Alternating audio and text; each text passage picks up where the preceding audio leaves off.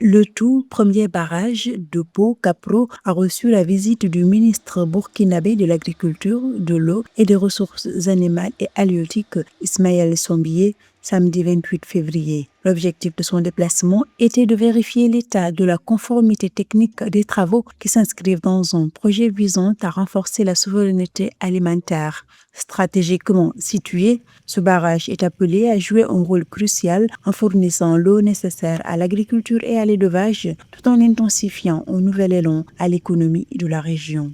Nous ne pouvons que saluer la vision du camarade président qui, bien sûr, a fait de l'agriculture et de l'approvisionnement en eau. Sans eau, il n'y a pas d'agriculture. Voilà. Maintenant, c'est aux populations aussi de montrer que le camarade président n'a pas eu tort en faisant vraiment de ce barrage-là un pôle important qui va changer, créer de l'emploi à travers les productions qui vont se faire.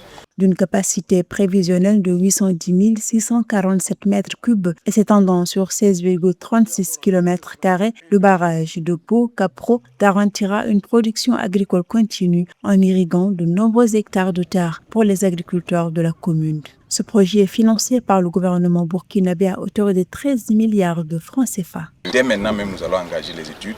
Voilà, la DIGADI va venir déjà pour voir la superficie irrigable et qu'est-ce qu'il faut faire et commencer les études pour qu'on puisse avancer là-dessus. Dans un contexte où seulement 11% des quelques 1000 barrages du Burkina Faso sont opérationnels, la mise en eau du barrage de Pau-Capro, attendue en 2026, revêt une signification bien au-delà de sa fonction hydraulique. Il représente un atout stratégique majeur pour garantir la sécurité alimentaire et stimuler un développement régional inclusif.